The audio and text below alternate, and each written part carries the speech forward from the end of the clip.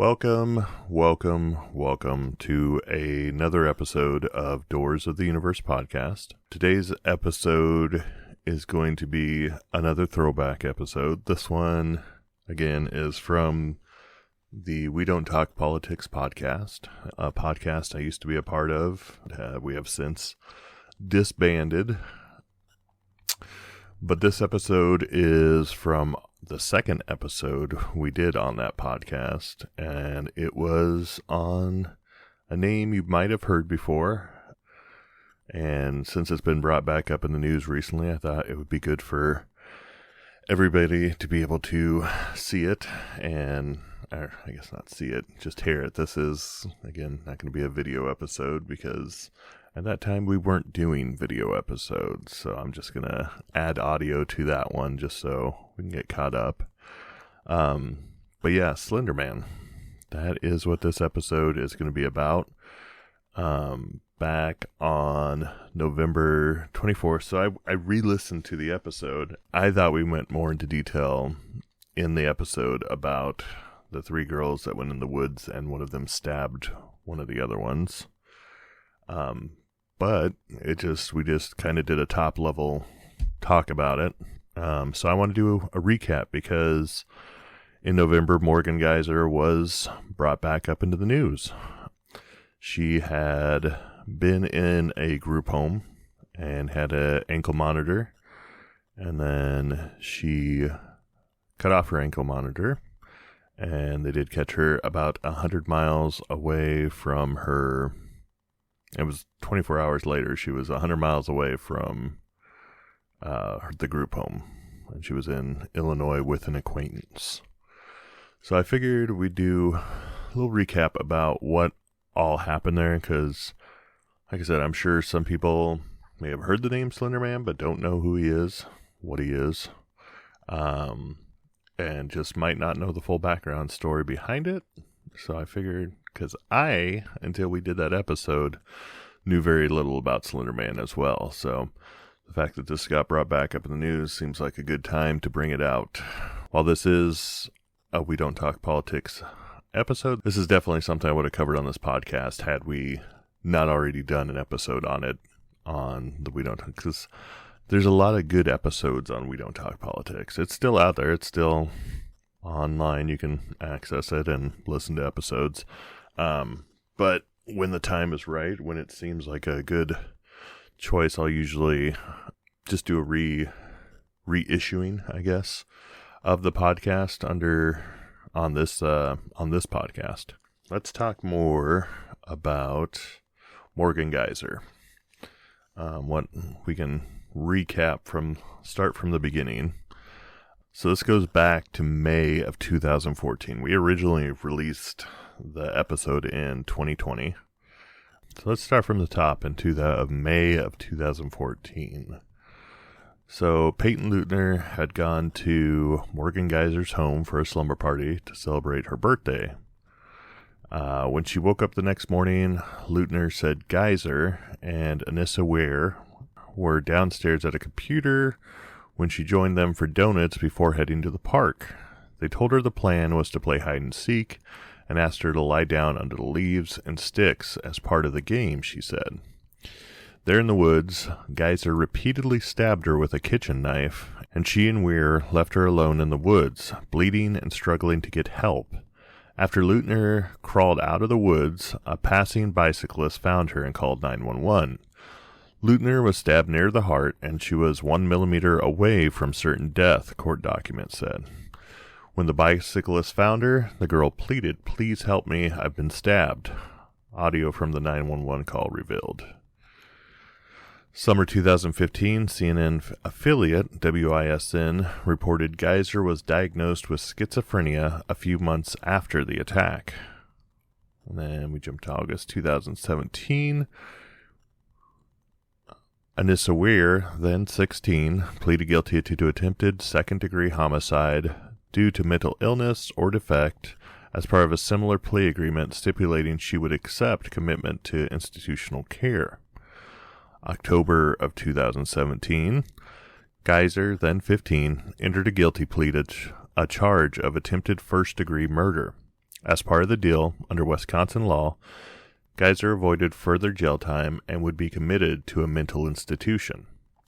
It's a confusing thing to describe because clearly she committed an offense, but the law doesn't treat her as responsible for that crime because of her mental illness, Anthony Cotton, Geyser's attorney, explained to CNN at the time.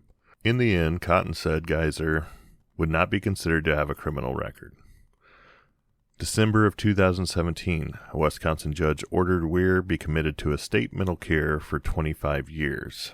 February of 2018, Geyser was sentenced to 40 years in a mental institution instead of serving jail time, according to a judge's order. Jump forward to September of 2021. Weir was granted release from a mental health facility on the condition she lived with her father and wear a GPS monitor.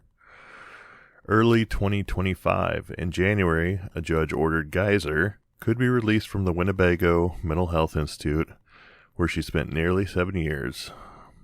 The prosecutors attempted to block her release, alleging she had been quietly reading gory novels and communicating with a man who collects memorabilia from murderers. However, a Waukesha County Circuit Judge later ordered her to be conditionally released to a group home after state and county officials completed a community supervision and housing plan. Sunday, November 23, 2025, police in Madison, Wisconsin announced they were searching for Geyser, who was last seen in a residential neighborhood on the west side of the city around 8 p.m. on Saturday with an adult acquaintance. She had disappeared Saturday night after cutting off her monitoring bracelet, police said. Authorities later said in an update they received confirmation around 10:34 p.m. Geyser had been taken into custody in Posen, Illinois. The pair traveled from Wisconsin by bus, Posen police said. On Sunday, officers in Posen responded to a report of people loitering behind a truck stop building and discovered a man and woman sleeping on the sidewalk, police said. Geyser initially gave officers a false name when they confronted her, according to Posen police. After continued attempts to identify her, she finally stated that she didn't want to tell officers who she was because she had done something really bad and suggested that officers could just Google her name, police said. Monday, November 24th, Charlie Mecca, the person with Geyser at the time of her apprehension, told CNN affiliate WKOW Monday more about their friendship and why Geyser left her group home. Mecca said they had met in church and gradually became friends. Permission was granted for Mecca to visit Geyser at the group home, and the two saw each other almost every day for the past month. Mecca told the station Geyser wanted to leave the group home because their visitation time was going to be taken away, and the decision to leave happened quickly. Police body camera video obtained by CNN shows Geyser telling officers Mecca had no prior knowledge of her plan to escape. Leslie Bowes, the district attorney for Waukesha County, said Monday her office will not get involved again in this case until a motion to revoke for conditional release is filed, and Dane County law enforcement is investigating Geyser for leaving her placement.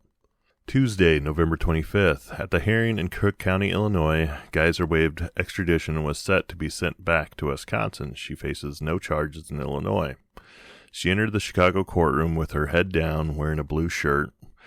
The hearing lasted only a few minutes. The judge set the bond and no bail at the request of Waukesha County. Geyser was appointed a public defender who briefly conferred with her before the judge explained the extradition rules. By waiving the extradition hearings, Ms. Geyser has sped up the process of returning to Waukesha County to face the consequences of violating her conditional release, Bowes said in a statement. Our office remains committed to protecting the community, ensuring this case moves forward without delay. Her alleged actions this past weekend only reinforce our position that a conditional release is not appropriate at this time. Custody of Geyser falls under the Wisconsin Department of Health Services because she was found not guilty due to mental disease or defect. The health department filed a petition Tuesday to revoke Geyser's conditional release, and the Wisconsin Department of Corrections requested a hearing within 30 days, according to Mintz. The court and both parties were working to schedule the hearing, she said. If a petition to revoke her conditional release is granted, Geyser would return to institutional care in a hospital facility, which is much more secure than the group home, according to the Waukesha County District Attorney's Office. Wednesday, November 26th. Back in custody, Geyser was transported from Cook County, Illinois to the Waukesha County, Wisconsin jail, her attorney, Anthony Cotton, told CNN. A Waukesha spokesperson said the sheriff's office confirmed Geyser was brought to the jail shortly after 4 p.m. And then that is November 26th. As of today, she's no longer in the Waukesha County jail. She's no longer in their custody. But it does not tell the location of where she's at. Yeah, that's where we're at right now. And like I said, it got brought back up in the news. I'll be honest, I'd forgotten about the story. I mean, I would have barely remembered it if somebody had said Slenderman or brought it up to me. Said, do you know anything about what you know about the Slenderman? In the words of Sean Patrick. So that is where we are currently at with those. So what you're going to hear now is the original recording we did in 2020 about the Slender Man. Some of the background, some of the cultural relevance, I guess, and other things. And then we'll close it out like we always do at the end of it. But I hope you enjoy this. I hope you find it informative. Yeah. So, let's get to it.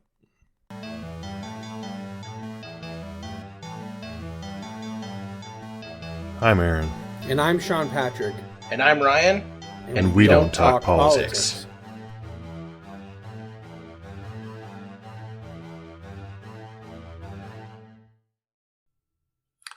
Welcome to Hollywood. What's your dream? Welcome to Hollywood. When I was a kid, we had to watch that stupid show constantly. It was my dad's fiance's favorite movie. Oh, well, good morning and happy Monday, Aaron Forney. Don't tell you the day. You're gonna let them know we're off our schedule. We're supposed to record on Saturdays. Well, I guess Sunday. It's still gonna come out at the proper time. We're really off our game this week. Proper ting. So, we're gonna talk about things. Yeah, we're going to talk about a really cool thing, actually. So, Aaron talked to me about a week and a half ago now. Like just a little bit after we released the inaugural podcast. He's like, hey, what you know about Slenderman? I was like, well, I know all sorts of stuff. And you didn't know anything about Slenderman. Now you're more of an expert than I am, to be honest with you. I knew small, certain details of Slenderman. Not much. Not very much at all. For the uninitiated, who describe Slenderman? All right. What does he look like? Slenderman is an entity. He is the entity. What they describe him as, what they say he looks like, he's about 7 or 8 feet tall. He has elongated arms, which usually hang down to about his knees. He's got long, bony fingers. Occasionally there's depictions of him with tendrils that come out of his back. And he's wearing a black suit, white shirt and black tie, very like a G-Man look. Mm-hmm. He's extraordinarily Lovecraftian. Yeah. Think Men in Black or Agent Smith, The Matrix, or any of the agents for that matter. But, yeah, and he's super tall, super skinny. One might even say slender.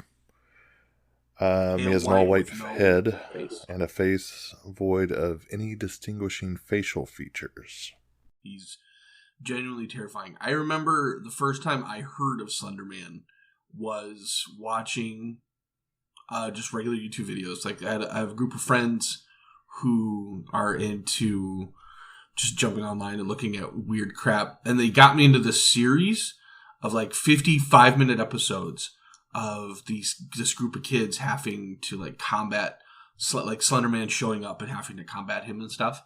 I was like, wow, this is a really cool concept.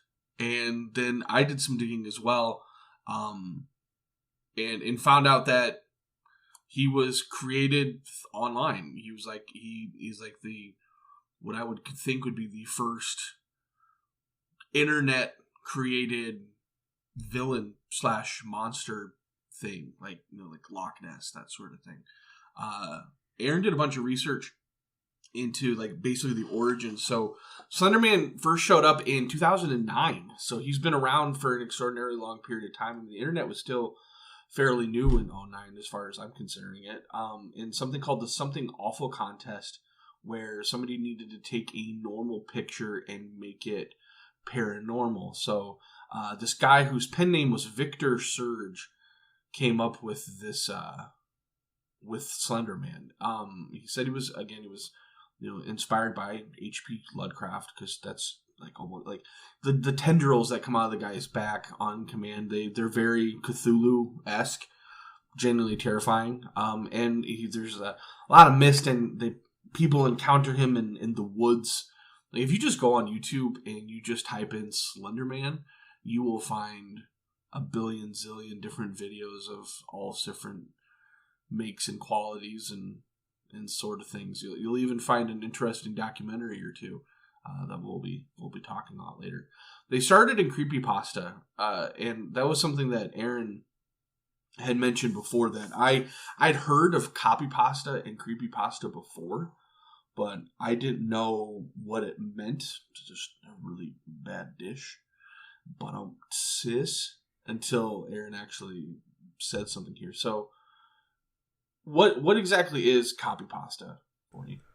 Well, according to Urban Dictionary, it's essentially internet horror stories or a myth passed around other sites to frighten readers and viewers. The word creepypasta comes from the term copypasta. It's an internet slang term for a block of text that gets copied and pasted from website to website. Creepypastas are supplemented with pictures, audio, or video footage related to the story, typically with gory, distorted, or otherwise shocking content. So basically it's your... Yeah, so it's like just really messed up stuff that people just copy and paste onto Right, it's Reddit. Basically most of your internet horror can be defined as creepypasta. But yeah, it's as a story that grows online. It gains its notoriety online. People copy it, paste it, share it. And Slenderman is one of those things. He just started out as something that was, like Sean Patrick was saying, was a part of a contest. And Eric Knudsen, Victor Surge, edited this photo. There's 2 photos, and you'll see this picture of these kids running, and he's just there in the background, just kind of creepily hanging out there. But he had no backstory. There was just the pictures that were edited, and kind of a bunch of creepypasta was made off of those pictures. Which that's how the story of Slenderman came about and grew. And grew and grew and grew and grew, and it kept on getting bigger and bigger and bigger. For the sake of the podcast, all feelings aside about this Slenderman character, we're going to talk about him as if he were real, because there's a lot of people out there that actually believe in Slenderman. What was the name of that documentary that you had me watch? Beware the Slenderman. Beware the Slenderman. That messed me up. I remember seeing what happened on television, but I mean, essentially 2 girls, they were both 12, had a friend over for like 12 or 13, and they ended up taking the girl out to the woods and like almost nearly killing her. Like they stabbed her like 19 times. And when they were finally found, they admitted that they did it basically as a sacrifice to Slenderman, because they wanted to be his friend, I suppose. What was it? They wanted to be his proxy. So, proxy. Can you talk more about, like, because like I said, you're 10 times more educated on this subject matter than I am, but can you talk about like the mythos that has been, and I think like a lot of people know who Slenderman is, but I don't think people know the amount of mythology that has been created behind this idea and how serious people actually take it. Right. Like it's like Sean Patrick was saying about having proxies. The girls were hoping to become proxies or servants of Slenderman, which is a thing. Just They bonkers. believed once they became proxies or servants, they would be able to live in Slender Mansion, the Slenderman's mansion, which was supposedly in the middle of A national park. Nicollet National Park in Wisconsin. It's a 1.5 acre national park. And after they did the stabbing, that's where they were planning on heading. They started walking, and that's when they got picked up by the police or whatever. But as far as he's just been, like I said, it's just been grown off creepypasta and stories that have evolved from it. Originally, he was portrayed as violent. He would abduct children and presumably kill them. Later, he gained a more passive-aggressive demeanor. Instead of killing his victims, he would mentally abuse his victims and drive them to madness, which you'll see in if you look into the Slenderman video games or movies or anything. It's more the madness aspect of him than the killing and the violent acts. When I came across him, it was the madness thing. He was driving one particular young man and a group of friends insane, by constantly showing up and interfering in this kid's life, essentially. Right. It's just, and I mean that's kind of what happened to those girls a little bit. Mind you, one of them did have schizophrenia, and that was part of what led her to believe that he was real, and we'll get into that later, because there's another section about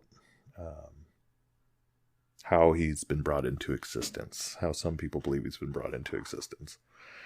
But, so there's a lot of YouTube videos, as Sean Patrick mentioned, and most of them, and included in the footage shown in Beware the Slenderman. By the way, Beware the Slenderman it's an HBO documentary that was about the two girls that tried to kill the classmate. But it also goes in depth into who Slenderman is, where he originated from, and everything. But unlike YouTube, it'll show all the videos they have. It's usually there's an electronic disturbance before you see him. There's and a lot of times it's when people are filming themselves or walking around in the woods, and then you'll see it's the classic something scary is about to happen now, because you'll see the video screen stutter, and then a little static and a little stutter. Shows up way far in the distance behind a tree or something, or he turns the camera and there he is. Right. But he legitimately, they portray Slenderman in everything. He is in I did a little bit of research on him showing up in pop culture and stuff. He shows up in cartoons all the time. Illustrators put him into cartoons. He showed up in there's a kid show, I believe it's on Cartoon Network, called Gumball. Just very whimsical kid show. But there's one particular episode where the dad is riding his bicycle past a clothing store, and there are these plain mannequins in the clothing store, and there are two Slendermen on display, and then he drives rides his bike past them, and they change into a normal mannequin, and it's very deliberate that it's there, and if you didn't know about it, it's just super creepy that so many people have watched it. It's a very, very popular show and a very popular episode, and it's there. One other incident that really I thought was kind of funny and kind of leads to how Slenderman, kind of the effect that we'll talk about in a little bit, happened in a My Little Pony episode where basically Slenderman showed up in a My Little Pony version of Slenderman, was in a My Little Pony episode recently, just a couple years ago, I guess. And the illustrator slipped him in. Nobody noticed him at first. Then people started noticing him. The illustrator had no authorization to do that and ended up losing his job over putting Slenderman into an episode of My Little Pony. So I thought that was pretty interesting. Him itself is all over the place.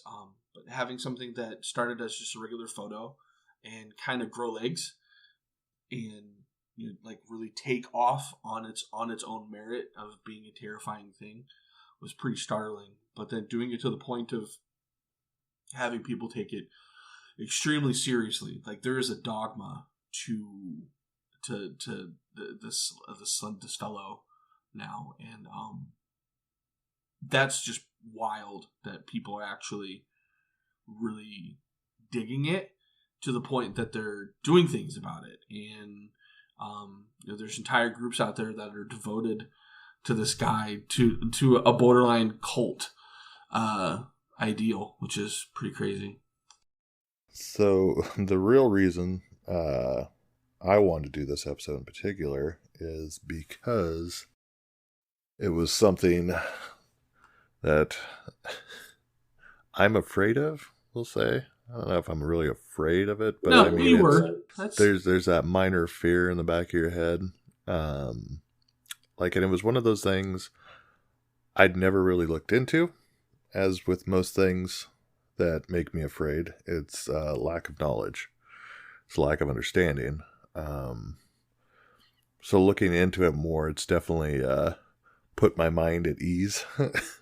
And that's part of it. There isn't really a backstory, which is what makes him scary.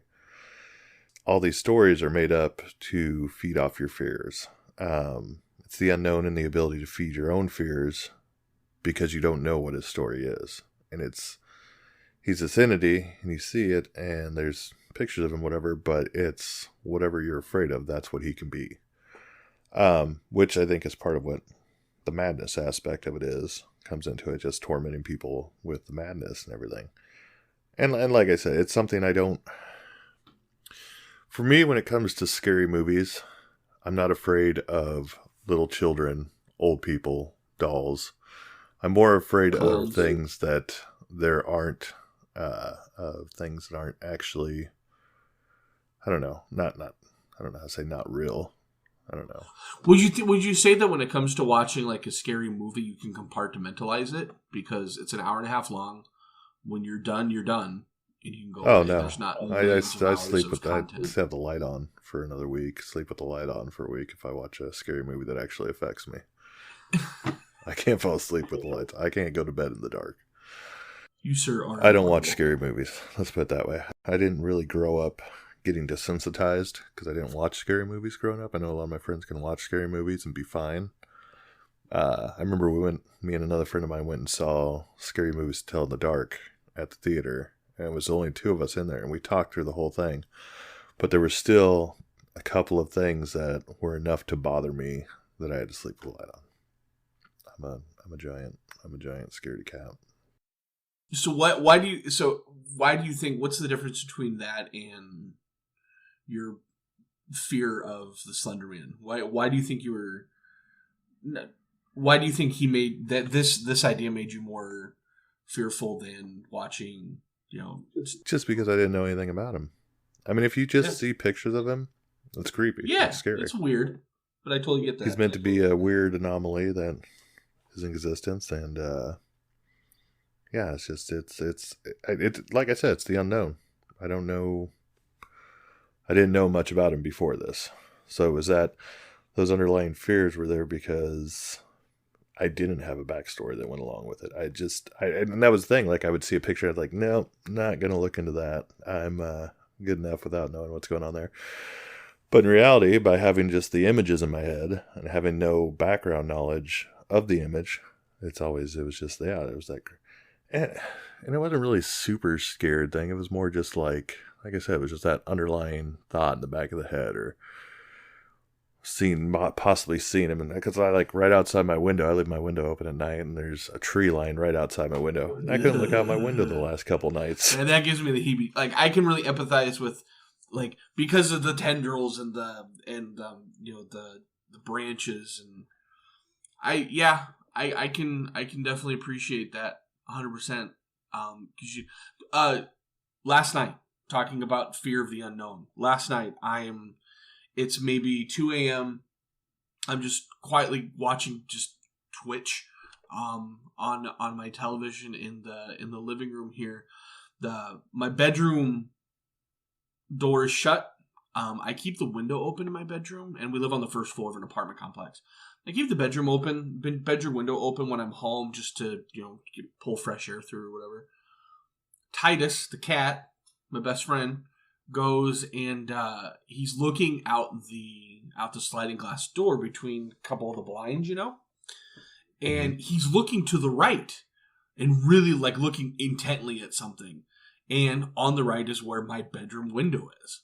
So I'm freaking, like, I'm sitting there and watching, like, what's he looking at? And then I put two and two together, like, wait, my bedroom's over there. We're on the first floor next to a pretty busy street. I don't know about this. This is kind of freaky. And I just, nutted up, for lack of better terms, and went to my bedroom. Got the gumption to open my door, checked just a dark bedroom with nothing in it. Went to my walk-in closet. I was too scared to open my walk-in closet all the way, so I looked through the hinge, that little space of where the hinges are, to see if there's anyone behind the door. There's nobody there. Like, all right, I'm fine. I'm just an idiot, and walked back in and sat down. But even like that wasn't the end of it. I still, and then you were murdered in your chair. I was still a little freaked out. And when I did go to bed, I still went back and double checked everything again. But then I went to bed and slept for 6 hours, with an open window, and didn't think anything of it. So. Yeah, because you never know, right? Because you never, the fear of the unknown. Kind of like if you're like scared of deep water. I'm not afraid of deep water. I'm afraid of what's in the water. Yes, because you don't know what's in there. Exactly. What is it? Like 8% of the oceans has been explored. Genuinely terrifying stuff. And if City of Atlantis, an entire another civilization down there, probably. I hope so. 8% of the ocean. One day they're going to take over. It's probably the Nazis in the middle of the earth that are left the moon, just waiting to restart. Brosidon resides, Lord of the Broshin. But, okay. The attack of Brosidon. Alright. So, go ahead. What? Go ahead. No, I was just thinking what we should. Well, I want to talk about the Tupla effect. Is it Tupla or Tupla? Let's go into the other stories. Oh, yeah, go for it. So that happened with the two girls stabbing their By the way, friend the girl they classmate. stabbed lived. She's okay. She's okay. Nearly died. The other two girls are... I thought it was like one was doing 40 years and one was doing 20 years. Because I think only one of the girls actually stabbed her. The other one was just a witness. And I think the witness was actually the one that had schizophrenia.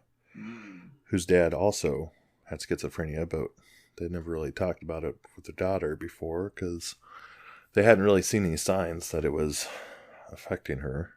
So yeah, that was in 2014. And also in 2014, apparently young teenage girls were definitely into the Slenderman story. It was only 5 years after Slenderman had come into creation when the stabbings happened. And then also the same year, 2014, there was a 13-year-old girl in Cincinnati, Ohio, who wore a white mask, tried to stab her mother in the kitchen. The mother survived. She was stabbed, but the girl was also obsessed with Slenderman. She wrote Slenderman fan fiction and even created a whole world for Slenderman in Minecraft, where they showed. I remember reading about that. I thought that was pretty bonkers. Well, and there's in Minecraft you can go to the Nether, so Minecraft is a video game.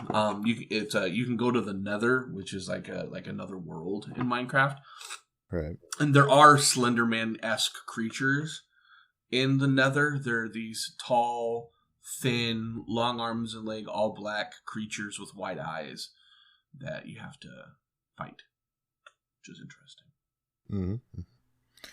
Some people said they thought those creatures were based off the Slenderman. Mm-hmm. And also, a 14-year-old girl in Port Richey, Florida, sets a house on fire by soaking a towel in bleach and rum. She started by lighting the garage on fire and ended up spreading to the house. Again, she claimed it was because Slenderman told her to. So yeah, it's kind of crazy. I don't know. I mean, I'm trying to think at like 13 or 14 what I was into. Like, Definitely, yeah. I thought the same thing. At 13 or 14, I was into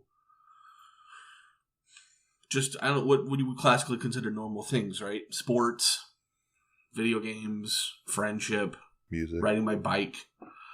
I grew up at 14. I was living in Sheraton, Iowa, which is a really small town, and not a care in the world. Like, I worked as a farmhand on a hog lot and spent my meager income on Snickers bars and soda and parts for my bike and stuff like that, or a BB gun, something cool. But never anything like this. But again, also, I mean, that would have been in like the mid-90s. That would have been like 97, 98 when I was 13, 14. When it started? Or what are you talking about? Like when I was 13 or 14, I was in the mid-90s. Compared to these kids being 13 or 14 now, it's just such a big difference as to how they grow up and the media that they consume. Well, I mean, and it's just...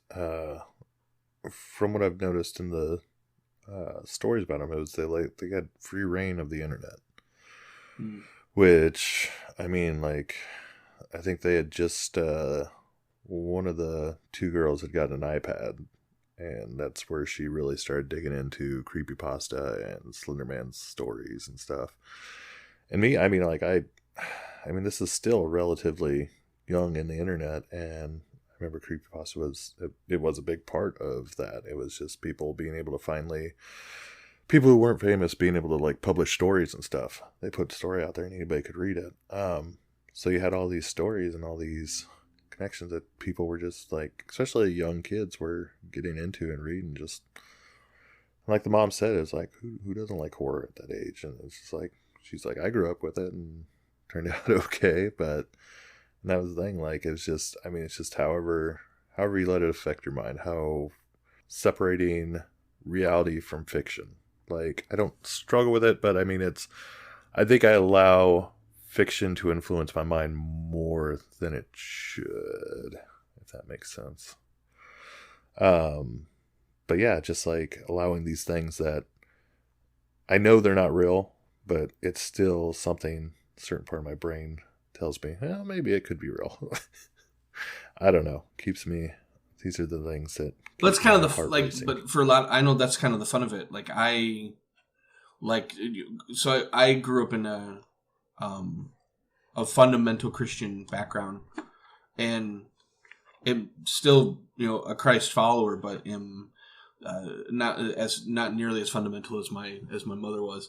But growing up with that background, getting into things like exorcisms or demonology and angels, and like looking up things having to do with the supernatural, the religious part of the supernatural stuff, always really got my gourd. Like that was the thing. You could see me, like, while kids would spend hours looking at Slenderman stuff, I would spend hours reading about demonology and not thinking, like, wanting them to be real or anything like that, but then definitely affecting my reality by, spending all this time reading these things and learning new things and stuff. It really freaks you out sometimes. Right. Read the book of Revelation. See how that affects you as a kid. That book of Revelation, and that was another thing. When I was 13 or 14, that's what I was doing. I was reading the Book of Revelation 1,800 times in a row. Like, I would finish it, and that was the coolest scary movie I ever read. And, like, finishing that thing and going back and reading it all over again, and then all the associated books that I could find about it and stuff. Stuff was cray-cray. Right. I mean, and for anyone who doesn't know, I grew up, I still am a pastor's son, and I definitely had, I was definitely rooted in the Bible and everything else, and it's just like, if you want to talk a horror story, if you want to talk scary, read the Book of Revelation. That's gonna, I don't know, like, and watching. Read it literally. What were the? Like, go through and read it literally. They had, yeah, but it's and you go back and forth with people saying, no, this is literally how it's going to happen. This is just a representation of something. This beast represents these certain countries, or this and this and this, and it's just like, as a kid growing up reading this is real. This is everything. Like, everything in here. This is the real representation of what it is. And then you've got movies like Thief in the Night, which was one that was made in the 70s, and it's just these that are going through the whole tribulation and everything, and it's just like, I think for me, part of my fears came from like having me believe that was completely real. Like, it wasn't symbolism. It was like, this is what it is, this is what it is. And I have a history with being afraid. Yeah, you're right. Like, I remember growing up, I was, and we'll talk about when I was 16, 17 years old in a whole other time. That's a whole episode. We can talk about that a whole other, that's child. But yeah, like, sometimes you take that stuff very, very literally. When everyone around you takes it literally, you were forced to take it literally. Right. And if you don't, they make sure you take it literally, and they don't stop until you agree. And it can be really, really, really, really terrifying sometimes. Well, Aaron, we've reached our halfway point, so we're going to take a quick break, and then we'll be right back. And we're back. Welcome back, Aaron. I mean, we never really left. I'm going to be honest with you. I thought about taking a bathroom break, but it's like, no, I'm in this now. I've got the headphones on. Oh. We're all mic'd up. Let's just keep this rolling. So let's talk about the effect. The Tulpa effect. The effect. So the Tulpa effect is something I came across in a bunch of YouTube videos, actually. Where a lot of people believe that Slenderman has been brought into actual existence, even though he was a made-up, non-existent character or creature. He's been brought into existence using the Tulpa effect. So now he's basically been conjured. You could exactly. So this effect it's a concept. It's based in, from when I read, Buddhism. Mysticism, generally speaking, paranormal, and it's actually creating imaginary, quote unquote, entities by, spiritual. Would you say just by meditation and just like severely thinking about them, right, Aaron? It's well, I mean, it's a mixture. It's a mixture of spiritual or mental powers. So they do like mantras. And they talk to it. In Buddhism, they listen that's to what it, until eventually it pops up. Tibetan Buddhism, that's what they use meditation to bring it about. There's other ways. There's like I said, spiritual and mental powers. Some people used magic to bring out these creatures. Or it's like creating your own imaginary friend. It is, in a way. Well, I mean, it doesn't necessarily have to be a friend. It's just an entity. You create this, you bring this entity into existence. That's even scarier. Yeah, because they don't have to be your friend. It could just be something has been made. Did you know when I was a little kid, I had an imaginary friend? There's not a doubt in my mind. Seriously. I know. I'm serious as well. I have no doubt that you had an imaginary friend. Yeah, we grew up on a farm, and when we were on the farm, I don't remember having an imaginary friend. Until one day on Facebook, my brothers reminded me of it. But when I was a kid, we grew up on a farm that used to be a chinchilla farm, and genuinely scary and horrifying place. The basement was gross and black and dank, and had stacks and stacks and stacks of chinchilla cages that were empty. The man that lived there before us had committed suicide, and we were able to rent the house very, very cheap. And while living there, I guess had an imaginary friend, and it was super creepy. And yeah, but so I can I don't have any personal stories about having an imaginary friend, how it came to be, what he apparently was like, what his name was, anything like that. But he ain't around anymore. But yeah, super. So yeah, hearing about this effect really freaked me out. Right. So what I gathered from deep research on Wikipedia,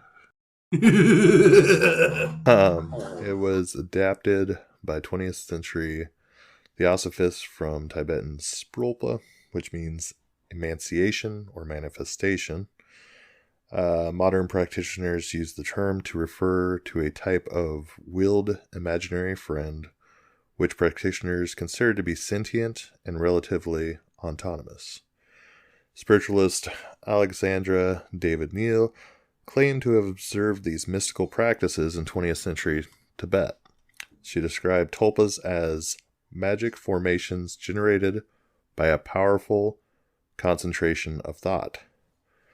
David Neal believed that tulpas could develop a mind of its own. Once the tulpa is endowed with enough vitality to be capable of playing the part of a real being, it tends to free itself from its maker's control. This, say Tibetan occultist, happens nearly mechanically, just as the child, when his body is completed and able to live apart, leaves its mother's womb. She claimed to have created such a tulpa in the image of a jolly friar tuck-like monk, which later developed a life of its own and had to be destroyed. David Neal raised the possibility that her experience was illusionary. I may have created my own hallucination, though she claimed that others could see the thought forms that she had created. Tulpas in modern... So a thought form is another term for a tulpa. And thought form, I think that's more the more modern, what they call it. What do you call it, like in like Skyrim, when you conjure a wolf to follow you or whatever? Conjuration. What are they called? It's called but what are they called? There's a name for them. A friendly or a familiar? No, like Atronach? A familiar. You can conjure familiar. You can conjure an Atronach too, but like that's more what I like. What makes me think of when I read stuff like this, like conjuring. I immediately went to Skyrim as well. I think that's where they come in with the thought of Slenderman being a tulpa, is something people have thought about him enough and used enough mental powers to bring him into existence. And then on his own, he evolved to what he needed to be, and then now has his own ability to do whatever he wants. Which is, I mean, that's one line of thought. Yeah, that's. I mean, like, obviously a very extreme line of thinking that they thought this thing into actual reality. But when you think of some of the other things out there in the world that we believe and think of, it doesn't make it as far-fetched as you would imagine. We got a lot of energy in us, so like if you want to take a supernatural thought process on that, it's pretty jarring, to say the least. But they call the people that do this, they call them tuplemancers, or that's what they call themselves. And there are entire websites devoted. I did a little bit of a deep dive into these places where there's people just working on magic, for lack of a better term, in the attempts to bringing entities into existence and testing it and trying it out. It boggles me that somebody would actually want to actually try, because the people that believe this, like, they believe it wholeheartedly and understand that if they conjure somebody, it stays with them forever. And there's a lot of religious implications when it comes to this as well. In Christianity, there are familiar spirits that are devils that stay with you, and there's a lot of things in the Bible and in other religious texts about, everybody's heard the term "we are legion" when Christ cast a bunch of demons out of a man into a pack of pigs, and then the pack of pigs jumped off the edge of a cliff. And just, so I mean, there's a lot of parallels to this in pop culture and in just general beliefs forever, I guess you could say. Aaron, you ever seen the television show Happy? Yeah. There, Tupla. Yeah, it's a imaginary friend. It's an imaginary friend who then Transfer. Who is imaginary for Happy's imaginary friend for a little girl, who then gets in trouble. So the imaginary friend finds her dad, and so now they share an imaginary friend, and hilarity and extreme violence. It's just he's a wacky unicorn. That's what he is. He's a wacky unicorn. What a wacky guy! He's the kind of Tupla you want to have. Yeah. I mean, like, some people just want a friend, Some people just want. So they just they Tupla up. Or Tulpa. Oh, I keep saying Tupla. Tulpa up. They belong to primarily urban, middle class, Euro-American adolescents, young adult demographics. They cite we quote, cite loneliness and social anxiety for an incentive to pick up the practice. 93.7% of respondents expressed that their involvement with the creation of Tuplas made their condition better. So they do this out of... That's the My Little Pony section of it. Huh? That's just the My Little Pony section of it. There's still actual, like, Tibetan Buddhism that use tulpas. It's that those facts are about a small group of My Little Pony fan group from Reddit that are tulpamancers. Freaking bronies. Bunch of creeps. So there's this group that offers support for other tulpamancers, and it was based off of My Little Pony fans that were one to bring characters into reality. So they tulpamanced, and that's what he was, the Euro-American adolescent young adult demographic, middle class. And it's for the majority of them, just made them feel better. I mean, and if you're not hurting anybody, I can appreciate wanting to feel better, like, and wanting to be less lonely. Right, you're not hurting anybody. Do what you want to do.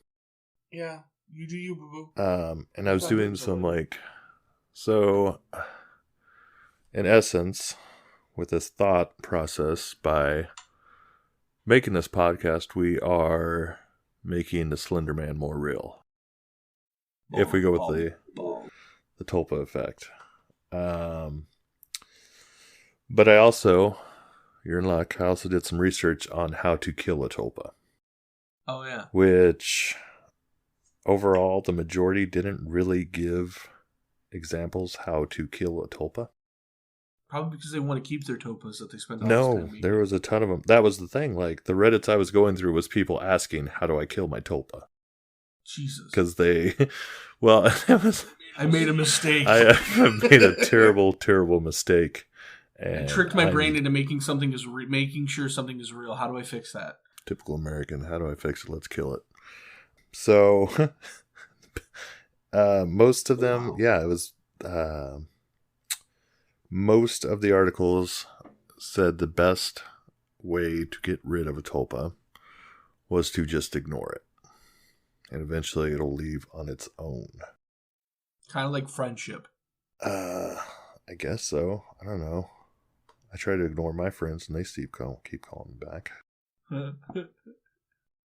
Thank you, isolation.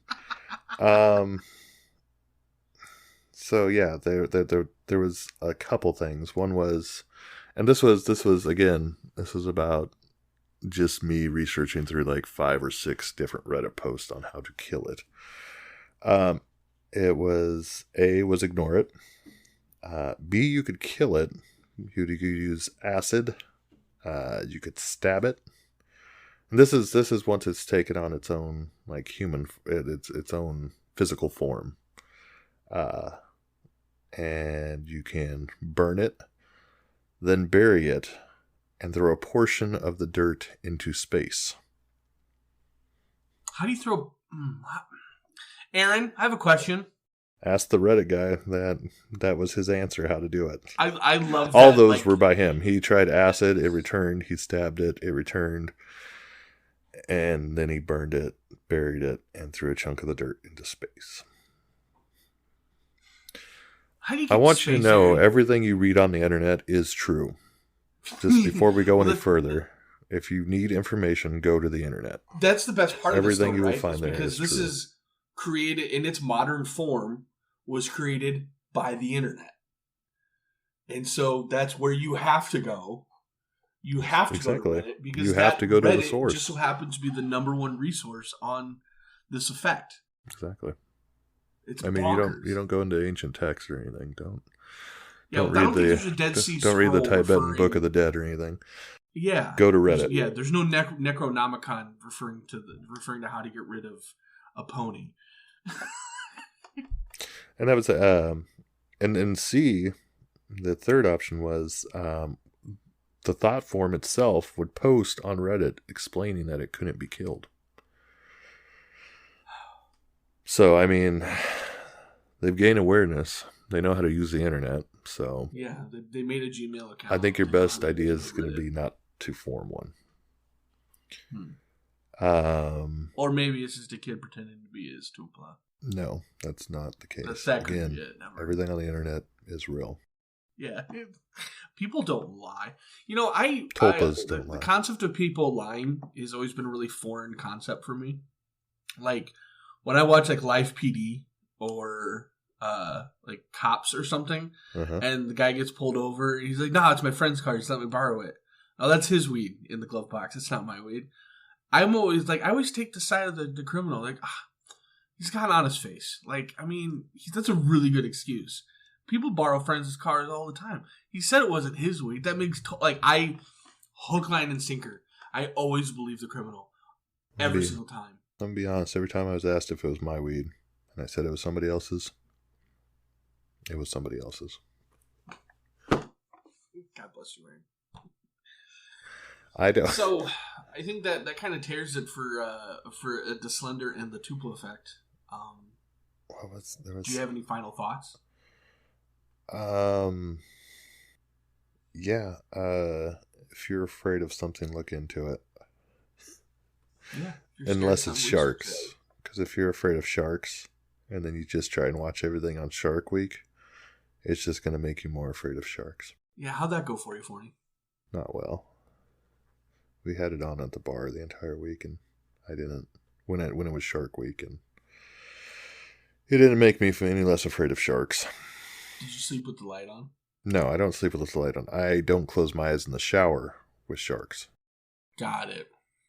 Okay. Different, because you get that feeling of the water just rushing over, and you're surrounded by water, and you're in a small container, and then the shark just comes out of the deep blue sea at you, and can't stop that.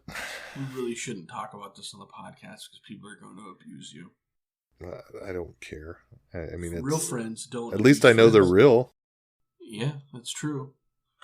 And I know they actually do attack, and people do die from shark attacks. Aaron doesn't even. There's certain video games Aaron refuses to play because there's too much water in it. It's true. I couldn't finish some missions on. What was it? Far Cry 4, because you had to go into the water, and there are very angry piranhas in the water. It's true. If you want more info on Slenderman and the case of the 2 girls in Wisconsin, be sure to check out Beware the Slenderman, the HBO documentary, which is where we got a lot of our information from on this. It was mainly that, some YouTube videos, and Wikipedia. But yeah, the Beware the Slenderman is available on YouTube to watch for free. You can rent it on Amazon or something, where it's where I first looked. But if you go to YouTube, it's on there for free. So Beware the Slenderman. All right. Let's give a little. Anything else you got on the slim, the skinny man? Skinny fella. Mm-hmm. No, not really. No. He's freaky. If I hope this was I hope this was entertaining for you guys to listen to. Our goal with this podcast is to kind of gain fresh perspective from a technological point of view and from an internet age point of view. And yeah, super neato. Educational and informational. Thanks for listening. Please like, subscribe, follow, do all the things you can on social media. Just follow me wherever. I'm on Instagram. I'm on Blue Sky. I am not on Twitter. I am on YouTube and anywhere fine podcasts are streamed. So, as always, keep an eye to the sky and just remember that mental health issues are a real thing. There are people struggling with it all over the world. It is something, when not properly dealt with, can lead to situations like this happening. So just make yourself available for friends and family if you can. If you have that space to do that, allow yourself to do that. I'd also just recommend educating yourself, making yourself aware of local resources that are available. A lot of times they are, unfortunately not always, state-funded or city-funded. And there are a lot of nonprofits out there that want to help people, that they have a heart for it, and that is their whole purpose, and they want to make themselves available. That's why they're there. So please just kind of be available for your friends, your family, or anybody else you see struggling. Interacting with somebody in the middle of a mental health crisis can be scary. If you feel comfortable doing it, do it. If you don't call somebody that can help. I know a lot of cities offer, if you ask for somebody to come that's equipped to help in a mental health crisis, a lot more cities are giving funding to having people that will come out with the police. Don't get me wrong, I don't want the police to show up if they don't have to. I would rather just have, like in Portland, we had Portland Street Response, which was a great city funded, I believe it was city or county funded group of mental health workers that would come out to deal with mental health situations that were happening, as opposed to having the police come when there's a lot of people that are dealing with mental health issues that have issues with police, whether it be from past experiences or just issues with people in authority. And I wish more cities were putting more funding towards the mental health and alternatives to police. Having people that are more properly equipped, more properly trained on how to deal with mental health crisis. Showing up with a gun usually seems to escalate the situation as opposed to de-escalate it. Just the uniforms and everything else, it's a whole lot. I have worked in multiple fields where people have their feelings on the police, and that is not who they're wanting to call in a crisis. Please try and educate yourself on your local resources. So if someone you know actually does come to you and ask for help, which a lot of times it won't happen, but in those rare situations where people want the help and they're asking for help, hopefully you're able to direct them to the right services. But that is all I've got. Thank you for listening, and we'll see you next time.